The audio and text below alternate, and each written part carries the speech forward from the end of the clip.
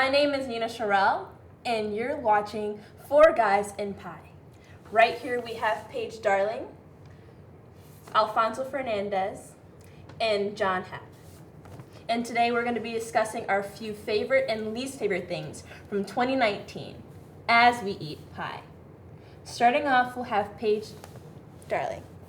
So my most memorable thing was probably the whole Gucci blackface incident. If you don't know, it was like the sweater that you pull over your mouth and like the red lips resembling an old like blackface cartoon.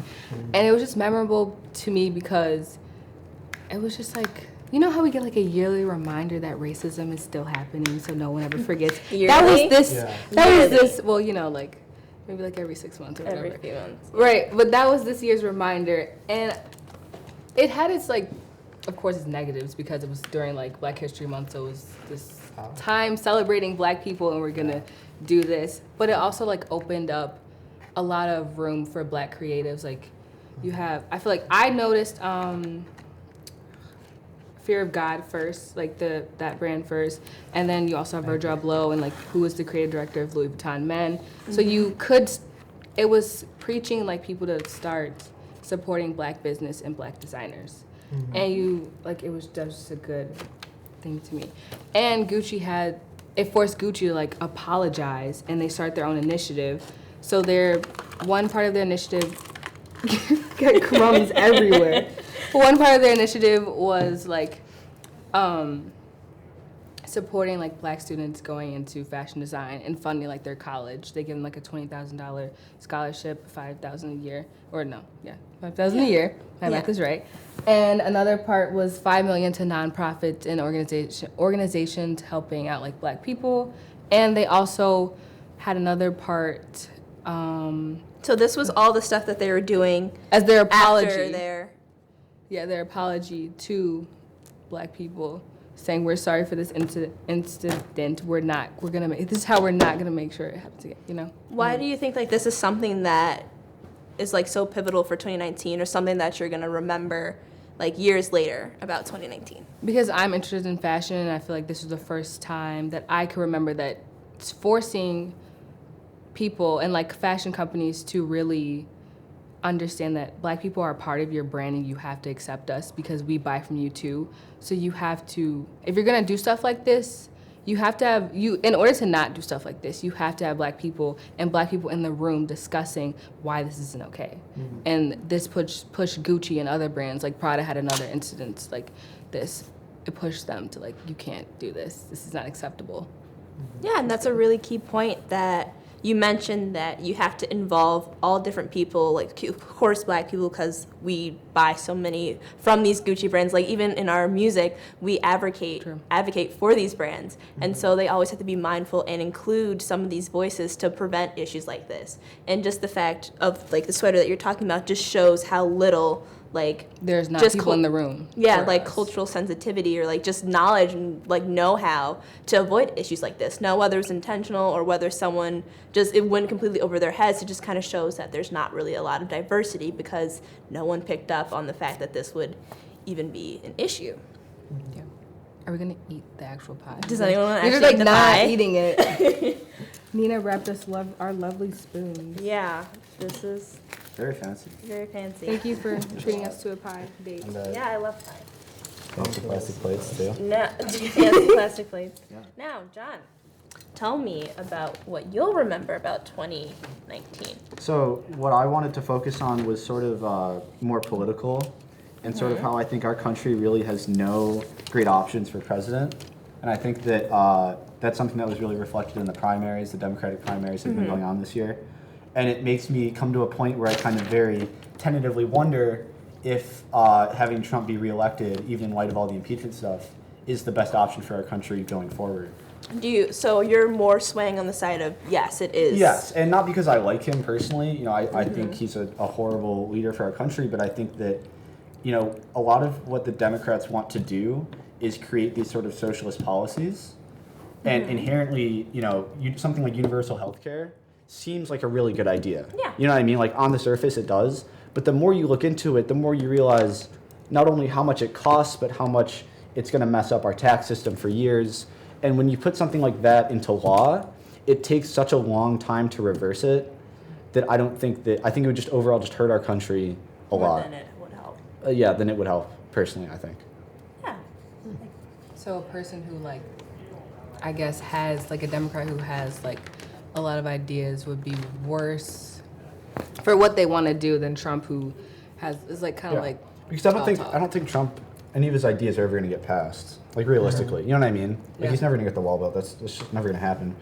And I just like there's a misconception that our government has to be constantly doing something all the time, when that might not necessarily be true.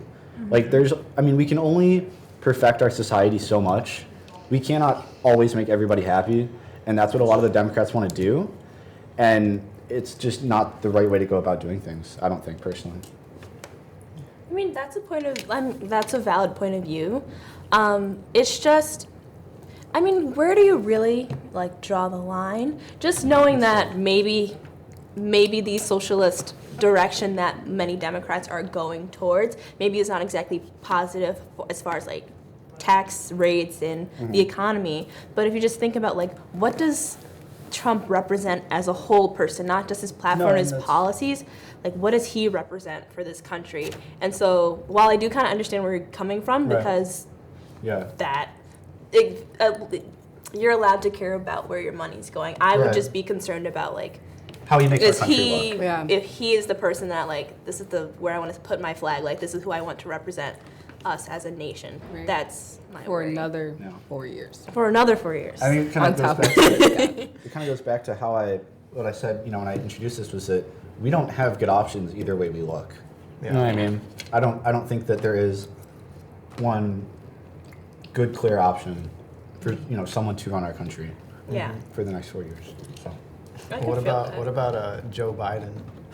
I don't know. I don't know enough about him. Yeah. He's isn't he like almost 80 now? I don't know. No, that's Bernie, right? That's Bernie. No, Like Joe Biden's old too. Trump is like 78. Well, they're all. He's like 77 at this point.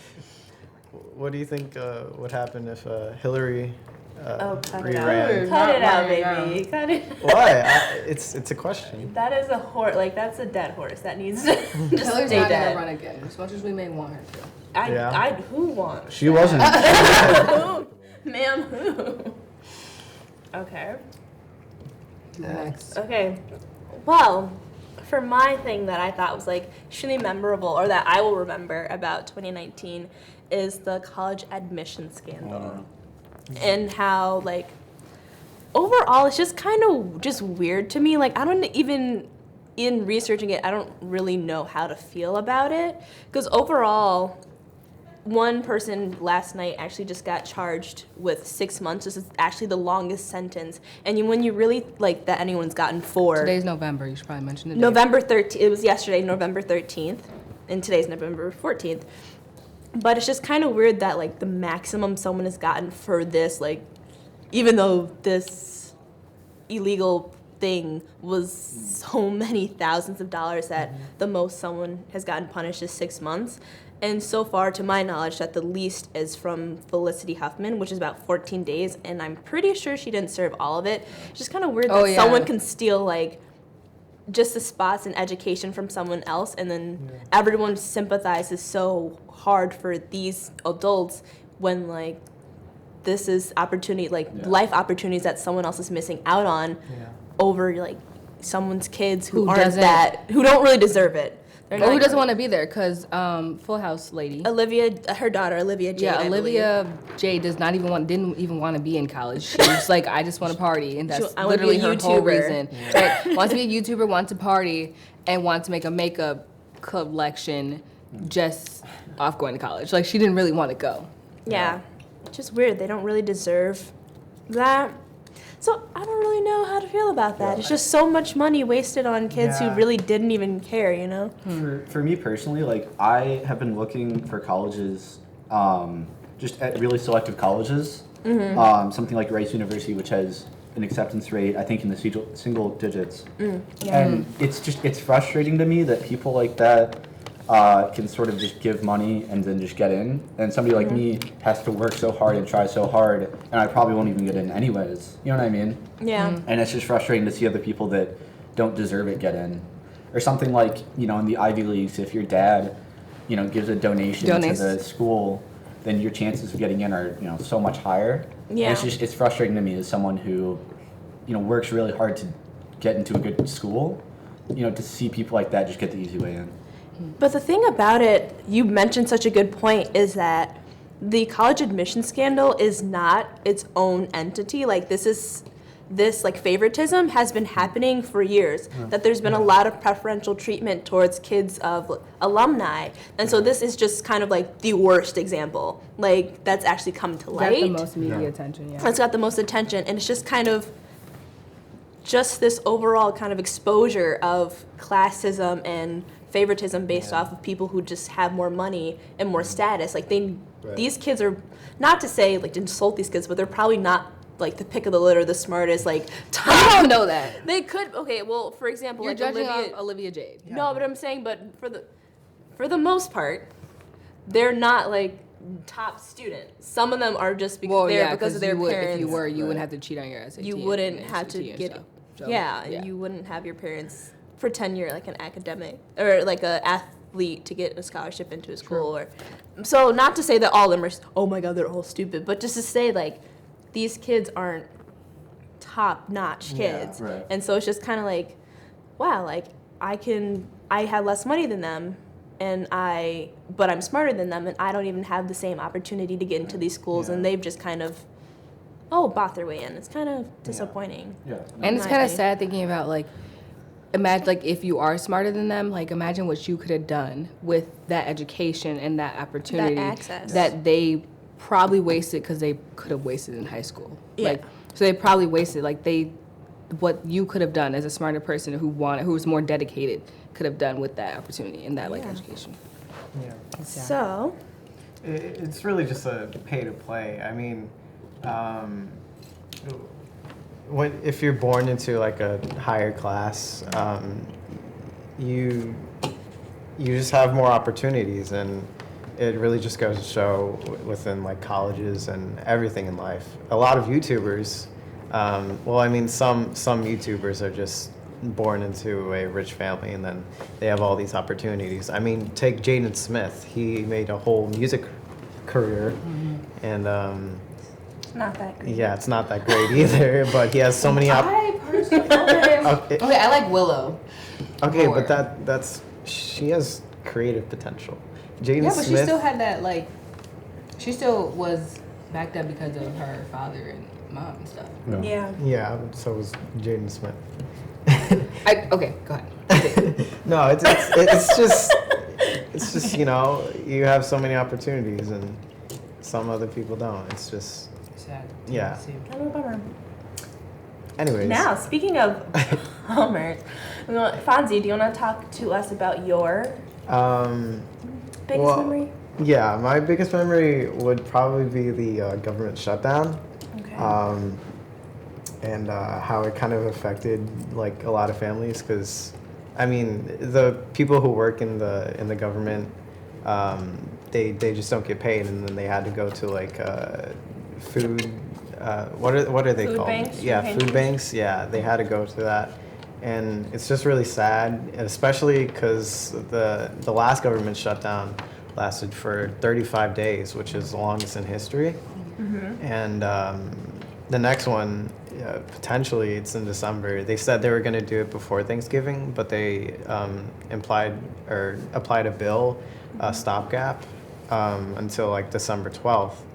But that's only going to last until December 12th. So who knows what's going to happen after that? So there's potentially another government shutdown, and it's just sad to see. But the government needs money. The last one was horrible. I mean, it was mainly a government shutdown and then the national emergency for Trump calling like For the the wall wall. budget? Yeah, for the wall. And Do you know what this one's for? The one that's coming I up have for? no clue, No. but it's mainly just financial based. Everything is. For the budget crisis. I think that's a big problem with our government is the way they spend their money. Yeah. Like, I'm pretty sure, don't quote me on it, but I'm pretty sure that where taxpayer money goes is public record. but they just try to hide it under so much because they waste so much money. Yeah. Did any of you guys see, I think it was Jon Stewart, had a speech in Congress because they had a bill that would give like relief money to first responders to 9/11. And then I think earlier this year they were voting on stopping to do that because they didn't have the money to pay for it. Yeah. And he gave a really impassioned speech and sort of persuaded them to then give that money to those first responders. But it's just we don't spend our money well. I think half of our budget is in military. Yeah, Which is trillions of dollars. Yeah. And I mean national security is important, but I don't think it's that important. Hopefully. And it's kind of interesting how just experience from both of my grandfathers who have passed away within like the last 5-6 years, how that we spend so much money on the military budget, but then our benefits for veterans are like not that great. Yeah. And then like, for example, like the VA hospital, like I'm pretty sure they were under construction for like a long time, and like everything was just taking so slow, and the processes there, like they don't really take care of their patients all like to the best of their ability. Now there are some nurses, I'm never going to say all, but there are some people in there who went above and beyond to take care of both of my grandfathers, so I'm never going to say all, but at the same time there's just so much like a history of just not being the best care, especially for our veterans, and it's just kind of makes me just a little disappointed to know that how much money is going into the situation, but where? Like, why is it that once people are out of the military that they're not really getting taken care of as much as they should be? Good point. It's a sad year. It's a sad year. It's a sad year. It's a sad year. Hopefully, A lot of sad things happen and a lot of happy things happen. It's there's really gonna be no in between. It's just whichever remember impacts you the most. Bummer. It's only gonna get worse from. Why so negative? It's only gonna. No, not the year. I'm just saying our discussion of the year is only gonna get worse because our next question that we're focusing on is what is everyone's least favorite thing about 2019. So basically, this seems like a roast. Pretty much. This is a roast of A comedic roast 2019. of 2019. As we eat pie. Yeah. So, Paige, can you talk to us a little bit about your least favorite thing? Mine was fashion related again. Fashion. Okay. So mine was about like the unoriginal ideas basically happening in fashion and movies. Just like a lot of trends are coming back in fashion, like the hair bows and like scrunchies. What else is coming back? The fashion just really unoriginal. Filas? Yes. Oh, Fashion- Dino Stompers? The chunky shoes. Right, chunky shoes in in general. Yeah. Looks, yeah. This just all coming back, and I'm like, I get bored of fashion sometimes because we're all like look the same, or we just have no good ideas. I'm like, I want something new. Unless you're in like luxury, then you get like better The ideas. newer But stuff. streetwear wise, it's really Yeah. boring. And then with Hollywood, like we didn't have a real lot of really good, like everything was a remake or based off like a book, which was movies, yeah. really annoying. Like the only movie that came to mind was Us. I really loved Us. So that was the only like movie that was original and felt like refreshing. It didn't feel like it was like hinting or taking from another movie. And then Midsommar was another like horror movie that was original That too. was really good. I didn't see it, but I heard it was good. It was really cool. Me either. It was. I mean, you talk about original movies. It was. It was good. It was weird, but Yeah. it was original. Yeah. For But it what- was weird. But that means being original made it good. Like it's possible to have these good movies, these original ideas, and Right. something new. We just don't care about it, which is kind of sad. It's kind of funny that we wrote a point Me and counterpoint Nina did a point counterpoint on it this for issue. last issue. Yeah, I mean, my point, I was writing to the side that I think that Hollywood is still original, and I think that a lot of the problem lies in what audiences go to see, because there's a reason that all of these remakes and sequels and all that make so much money. Is it because we go to see them as audience members, and maybe that's partly on us. And I think that a lot of it is these remakes are sort of owned by like big production companies that have the money to go out and market them. So they kind of overshadow smaller, more original movies. You know what I mean? That to us as consumers of movies, we might not perceive them to really be available to us, when I think that they are.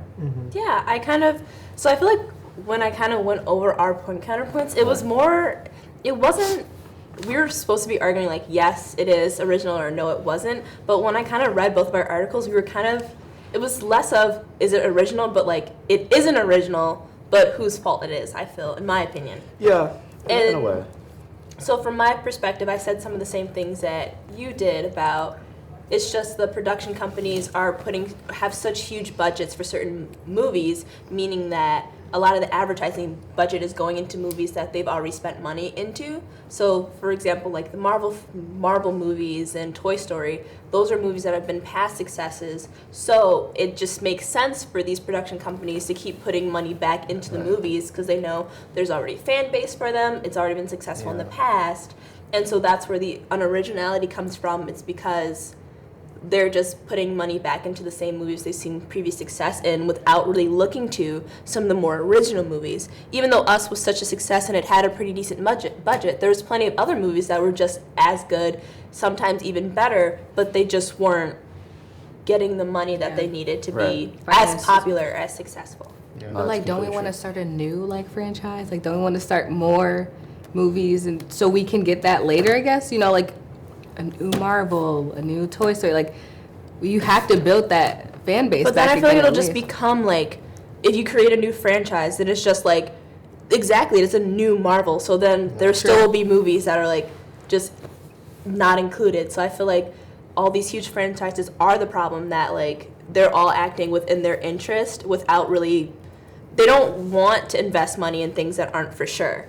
And so they're scared I'd be scared to lose my money if I'm putting that like millions of dollars in, like hundreds of millions of dollars. Yeah. And so I just think we should maybe even like shy away and then maybe do more with like Sundance and other film festivals where it's more focused on short films and like it's more focused on creativity and like originality than it is, money, like how can we profit? Something I found interesting, there was Terminator Dark Fate, which is a new Terminator movie, came out, I want to say a couple weeks ago. And it lost, or it's projected to lose, about like $150 million or something like that, which, you know, is A lot. huge. Yeah, that's, A lot. that's a lot of money. And I think that it might go to show in some senses that to audiences, some franchises are getting old. Yeah. The last few Terminator movies have been pretty bad for the most part. Nobody's Pretty really bad. cared about them. You know, they're just sort of basic action blockbusters. And I think that that's a good thing that Dark Fate didn't make a lot of money in a sense because it shows that audiences are changing and adapting. Yeah. And I personally think that as far as Marvel goes, I don't think it's ever going to make as much money as it did with Infinity War, Yeah. Yeah, parts 1 and 2. That's true. Because I think that Wow. that's the peak, and I think Yeah. that that's as big as they'll get. And I think they did a good job where they're in a break right now, where they're not really releasing anything for a while. Yeah. Because there's just a lot of fatigue, because they'd have like multiple movies coming out a year, and you just, as an audience member, kind of stopped caring. Yeah. Yeah. And it was so much. It You have took to away spend the so much excitement. money. I like the build up of having like once a movie happened, there was like, there's 2 years before the next one came out, and plus Right. to speak to the peak, that rhymed anyway. To speak to that, it's like I watch Marvel movies because I'm in love with Robert Downey Jr. and Goodness. well, like and his character, just in love with like Iron Man in general, Yeah. and so I'm just not really scared, but just kind of nervous for Marvel now that they don't have like original Captain America. And then they also don't have Spoiler, you did not mention spoiler. It's super late. If you haven't seen it, Yeah, that's on you. at this point. that's your fault. But like, for them to move on without them, I'm just curious as to where it's gonna go. Yeah. Although I really want my Black Panther 2 movie, I'm gonna need that to like That's Oh, yeah, speed they're up. definitely gonna I come want out. Black Panther. I know it's coming out like in like 2020, 2021 or something, but I just kind of want They've got it all planned out like 10 years in advance, I'm sure. Yeah. I'm sure they do. You know. Yeah. So is In Star some Wars. dark bunker at Disney. Ooh, I'm so excited for Star Wars. I'm not. Sorry, I don't. Star Wars and Yoda is like my childhood, and you just need to shut it down. Just know. I- Never seen Star Wars. See, it's my Fire. childhood too, but then like they just Fire. made all the new movies, and it's just money. It's just a cash grab. It- They're extending the Skywalker storyline to make money, not because it has a natural. Not because it should be extended. Nostalgia. It ended naturally in Episode 6. Yeah. It should be done. Yeah. Okay. But that's my take. I'll go to see Episode 9, for sure. Yeah. But Like you know, we all talk about this. We're all gonna go see it. Well, Right. maybe Yeah. not you if you're not a Star Wars fan. I don't even But know. like, I don't if you're a even Star Wars fan, know you're gonna the go plot. see it. Ultimately, you're gonna go see it, you're gonna go spend your money. We're all gonna like kind of further these franchises anyway. Yeah. Well, it's because we want to see what happens. It's because we care, but we are emotionally invested in these characters. You know, that's why they keep drawing us back every time. True. Okay, so Fonzie, you know I'm coming for you. What? What is your least favorite part about 2019? I think the rise of anti-vaxxers and how that became like a whole meme on the internet and just Facebook in general. Facebook's pretty bad. Yeah. Facebook? Yeah. A lot of fake information on Facebook. There's so much. Like, oh man. okay. It's because all the boomers are on there. Yes. Okay, someone I know, she is like actively participates in like anti-vax and like she believes in non-anti-vax, you know. Is she a parent? Yeah, she is a parent. Oh, so she's not vaccinating her kids. Yeah. No, she's not. Anyways, I remember she showed me a video, and it was about this lady. It was on Facebook, and she was crying over her kids because her kids had autism, and she blamed it on the vaccines. But the thing is, she showed pictures. She showed pictures of before and after. But there wasn't an after part. It was just pictures of them before. And then the video ended once she started crying about how the vaccines caused it. I mean, it's the only video I've seen, which is like proof, but it's just, it's very sketchy. Very sketchy. Yeah. I just don't understand the whole anti-vaccine philosophy.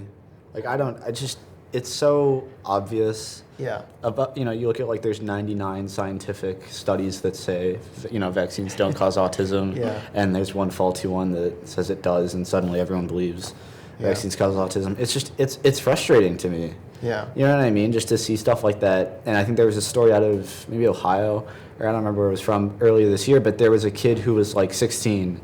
And he took his mom to court because he was never vaccinated. Yeah. And he thought, that's bad for him, obviously as a person not to be vaccinated. And he like literally took his mom to court and I think sued her over it.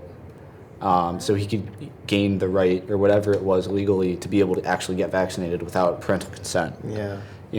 And it's just, I think it's silly, in honesty. Our willingness to believe what the internet tells Yeah, us is right. horrible. It's mob mentality. I think is what a lot of it is. Yeah. I think when you have a big group of people, especially on Facebook, that sort of come together and all believe the same thing and think that they're right and they're in the minority, it's empowering to think that you're right against all these people. And they come together and it's just very destructive. Yeah. It's been around for forever. It started in the 1700s when vaccines actually came out. And in like the 1800s, 1850s, America started to put like new laws for like vaccines, and a more recent thing is that green are vaccines. Have you guys heard of that? No, it was in 2007. It was a movement for better vaccines, more safer, basically. And the like face of this was Jenny McCarthy. She's an actor. She's an actress. Yes. Yeah, Mike and Molly, a few other movies. Yeah, she's an actor, and she was a face because her son, she said she went on the Ellen show, and her son, she said her son got autism from vaccines, and she became like the new face of the movement, and it was crazy. That's just, okay, there's a few things about the autism thing with the vaccines that kind of confuse me. One is you're more worried about your kid having autism, which is something that a lot of people have learned to deal with and cope with have been able to overcome, than you are worried about them catching preventable diseases. Like, I feel like that's low-key, high-key insulting to autistic people to say that I'd rather have my kid be... I'd rather have my kid get sick from like something that's very preventable that has a vaccine for it than And for then them you- to be autistic. You also run the risk of infecting other people because you didn't want to do something. You endanger others. Yeah. That's a Yeah. key point. That there's a lot of people, especially for example, like people with autoimmune diseases or cancer patients who have like a compromised nervous system, compromised immune system. They can't get their vaccines, and Right. by like just because you, for example, if I'm like exposed to like measles or another illness or disease, I may not show signs of having it, and I can end up transferring it to Yeah. somebody else who doesn't have the immune system that I have, and they could end up dying from it. really frightening. And so by not getting your kids vaccinated or not being vaccinated yourself, you are putting other people with immune deficiencies at risk because they can't protect themselves or their body can't protect themselves in the way that you can. So that's probably the thing that bothers me most. Yeah. And like there's a agree. reason why all of us to come to school, there's like we had to get vaccines. Like Yeah. there's senior year vaccines, there's ones coming in high school. Like there is a reason Yeah. that we do this so we don't all infect each other and possibly put someone at risk who didn't have to be at risk if you just like get over Follow the yourself. rules. Yeah. Yeah. That's true. Especially in like younger people, like babies.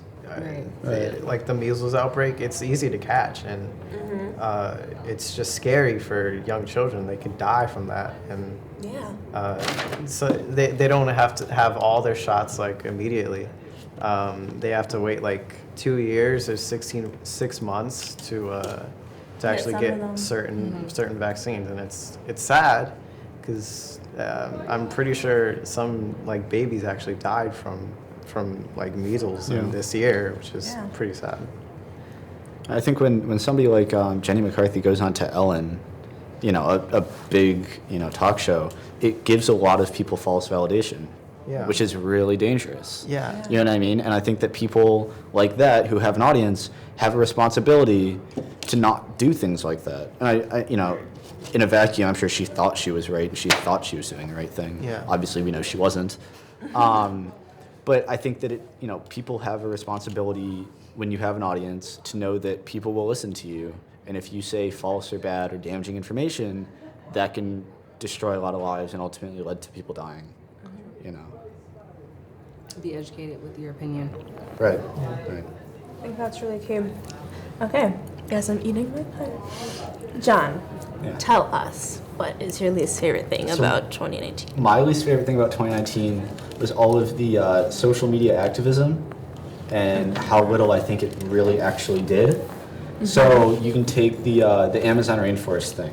When it was, I think a few months ago over the summer-ish, when it was burning and this was a really serious problem, and people were posting about it on Instagram stories, on Snapchat, on social media, and I think that inherently raising awareness is a good thing, right? Yeah. I don't think raising awareness for something like that is really ever a bad thing, but the problem never actually got solved. Last month there were 19,000 fire outbreaks in the Amazon rainforest. So it's nice to post something on Instagram, but it's also easy. True. And you don't solve a problem when you do that. If you want to do actual radical change, people need to understand that you need to do more than just post about it on social media. There's like next steps you need to Right, take. right. And I think that a lot of people just sort of think that they're doing things, or helping the cause by spreading awareness. And yes, you are, but problems don't get solved by only spreading awareness. And I think that a lot of people, especially in Gen Z, don't understand that. Yeah. And then there was also the Sudan meal crisis earlier in the year, which was just sort of like the stark blue pictures people would put as their profile or repost or anything like that.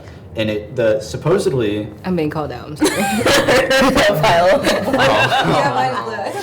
I had to look at you for that. No, it's fine. well, it's just the idea was inherently good, which was that for every repost or whatever, they would this organization would give a meal to Sudanese families in need.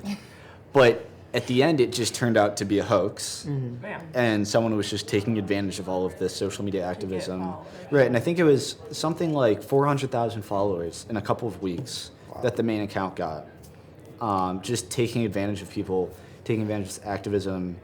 And I think it's a lesson for a lot of people to learn, too, about the validity of, on stuff online. So, Save the turtles, Yeah. Save the turtles. Save Yes. the turtles. Metal straws.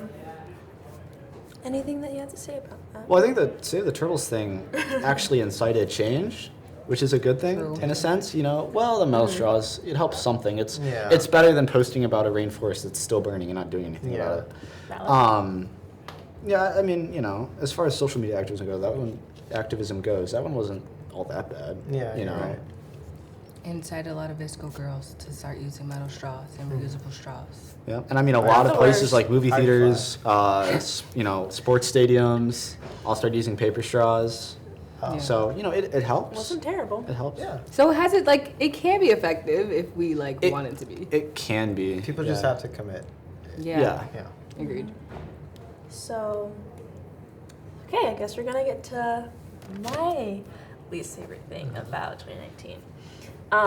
Overall, one of my least favorite things is like a lack of understanding of everyone else's point of views.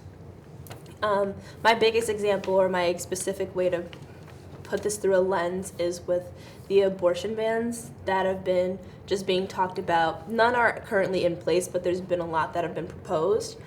And so, just in my opinion, I'm not going to say whether I'm for or against anything in either way. It's just, I understand why someone else might want to make the choice to terminate their own pregnancy, and it just makes me really upset that some people are just like, oh, this person is a murderer, this person is, she's terrible, she's probably all kinds of vulgar terms, when in actuality you don't know the full story of why someone might be making that decision.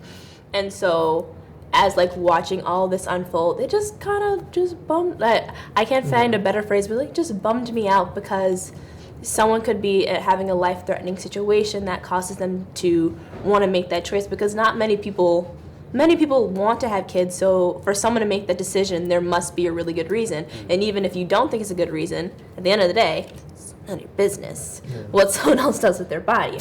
And so that's probably one thing that just bothered me. And just all the hatred towards the people when you really have not taken a moment to understand what this young girl or this sick person might be going through when they make that choice. I think a lot of that has to do with just the internet in general and social media, because I think that when you say I am pro-life and I'm on Facebook and I see someone who's posting stuff against the abortion ban, and I throw hateful messages their way, or I comment hateful messages, for me that's very easy to do, because if I were to sit here and insult you personally right now, your facial expression would change. You would get mad at me. You know what I mean? There's could that smack you with personal, the pie. yeah. There's that personal face-to-face connection. When you're online, you don't see that. You know what I mean? You don't see the words are hurt or only the- words are only so powerful. You know what I mean? Yeah. Actual human connection is much more powerful, and I think causes us to be more empathetic people. And I think that online we really aren't. Yeah. Yeah. Agreed. Yeah. Agreed. And just my second part to that, sorry, I'm choosing heavy topics just to end this out. Just Yeah. cement block down. My last one is just, or within that same lack of understanding, is with the immigration and border issue with all the children being separated from the families, and just how at the beginning it really seemed overall the government or the current administration wasn't super bothered by it, and so that upset me, because I was just if it were any other group of people being separated from their children, I feel everyone would be up in arms, this is the worst thing, this is worst human rights crisis that's happened within our country in the last several years. There's others, but I'm not saying. Right. But yeah, it's a terrible human rights violation in our country. And it just bothers me that no one really cared, especially not in the beginning. And as of right now, it's not it's over. It's not all the kids have just been united. It's still going on, and how it's not more of a discussion that more people are talking about it. Good point. Good point. I mean, it was a good point. Yeah, that was a good point. Okay. Well, I think. A wonderful Thank pie you. talk. Yeah. Thank you for I think we that. should. Thank you. Yay! I'm gonna say he only gets a high five. That's so rude. Okay. Well, thank you all for coming. I hope to have another pie talk with you all soon. And to you all, I hope you guys come back for our next talk with Four Guys and Pie, and we will see you later.